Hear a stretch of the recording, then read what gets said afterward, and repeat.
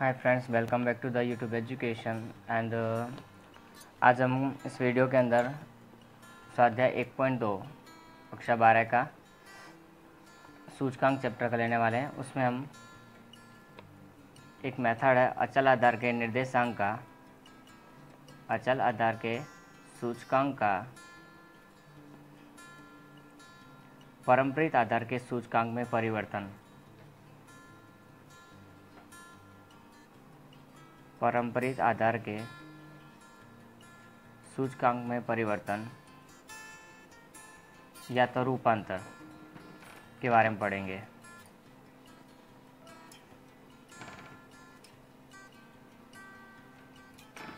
या तो फिर क्या हो सकता है, वहाँ रूपांतर भी हो सकता है।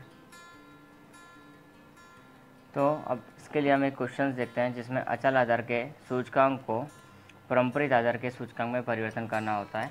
तो ये हमारा क्वेश्चन नंबर 2 दिया हुआ है बुक के अंदर। पेज नंबर है हमारा 19, पेज नंबर 19 पर हमारा क्वेश्चन दिया हुआ है। अब सवाल को पहले हम ध्यान से पढ़ लेते हैं। क्या लिखा हुआ है, 2007-8 को आधार मानकर, 2007-8 को आधार मानकर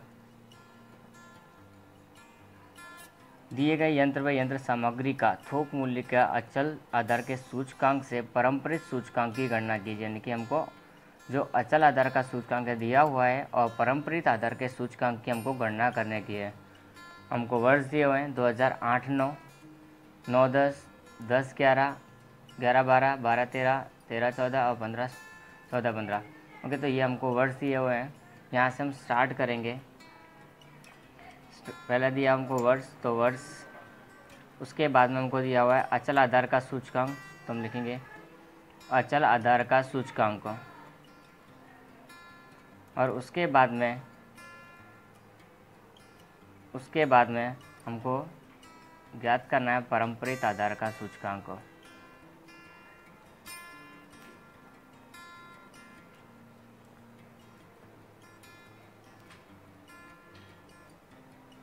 वर्ष दिए हुए हैं 2008-9,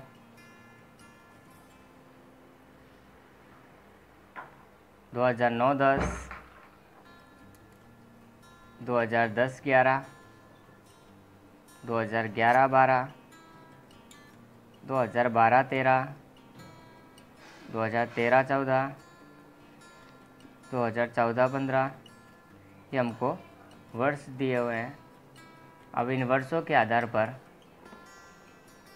अचल आधार का सूचकांक भी दिया हुआ है, उसको हम यहाँ लिखेंगे 117.4, 118, 121.3, 125.1, 128.4 और 131.6 और लास्ट है हमारा 134.6। अब सबसे पहले हम पारंपरिक आधार के सूचकांक में परिवर्तन करने का सूत्र लिखेंगे। तो लिखेंगे पारंपरिक आधार का सूचकांक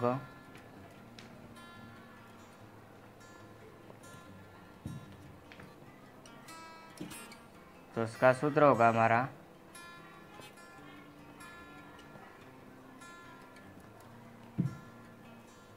चालू वर्ष का अचल आधार का सूचकांक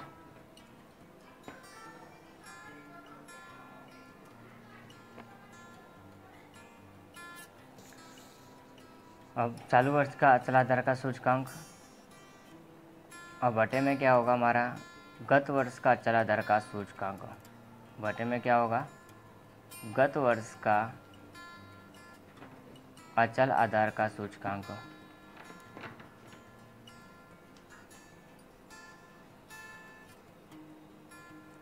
और लास्ट में हमको जो गुणा करना होता है वो किससे करना रहेगा 100 से। तो इस सूत्र के आधार पर हम क्या निकालेंगे, पारंपरिक आधार के सूचकांक की गणना करेंगे। तो कैसे कर सकेंगे, तो पारंपरिक आधार का सूचकांक सबसे पहले दिया हुआ है 117.4, तो हम लिखेंगे चालू वर्ष का अचल आधार का सूचकांक 117.4 बटे गत वर्ष का अचल आधार का सूचकांक कितना हमारे पास में कुछ नहीं दिया है। तो हम मानेंगे कि 2007-8 जो दिया हुआ था हमारी किताब में, 7-8 को अचल आधार मानना है, आधार वर्ष मानना है। तो उसका क्या होगा, आधार वर्ष का सूचकांक 100 गुणा 100 117.4। उसके बाद में 2009-10 की बात करें तो चालू वर्ष का सूचकांक कितना है, 118। गत वर्ष का सूचकांक कितना है, 117.4 गुणा 100 121.3 बटे 118 चालू वर्ष का, और बटे में गत वर्ष का 118 गुणा तो 100 से करना ही है। 125.1 बटे 121.3 गुणा 100 128.4 बटे 125.1 गुणा 100 131.6 बटे 128.4 गुणा 100 134.6 बटे 131.6 गुणा 100। अब हम इन सब की गणना करेंगे। चलो हम इसकी गणना करेंगे। तो गणना में लिखा हुआ पहले 118 गुणा 100, तो गुणा 100 बटे 117.4 100.51, तो हम लिखेंगे 100.51, फिर 121.3 गुणा 100 भाग 118 102.80 हो जाएगा। 79 के पीछे 66 है के लिए।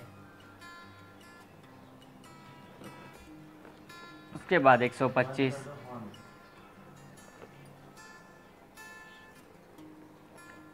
125.1 गुणा 100 बटे 121.3, तो 103.13। फिर नेक्स्ट करेंगे 128.4 गुणा 100 भाग्या 125.1 102.63 है, तो वो 64 हो जाएगा, पीछे 7 है इसके लिए। उसके बाद में 131.6 गुणा 100 भाग 128.4 102.49 वहाँ पर आएगा हमारा। उसके बाद 134.6 गुणा 100 भाग 131.6 102.27 है, तो हमारा क्या हो जाएगा 28, पीछे 9 दिया हुआ है इसके लिए। तो इस प्रकार ये हमारा अचल आधार के सूचकांक और पारंपरिक आधार के सूचकांक में परिवर्तन कर सकते हैं।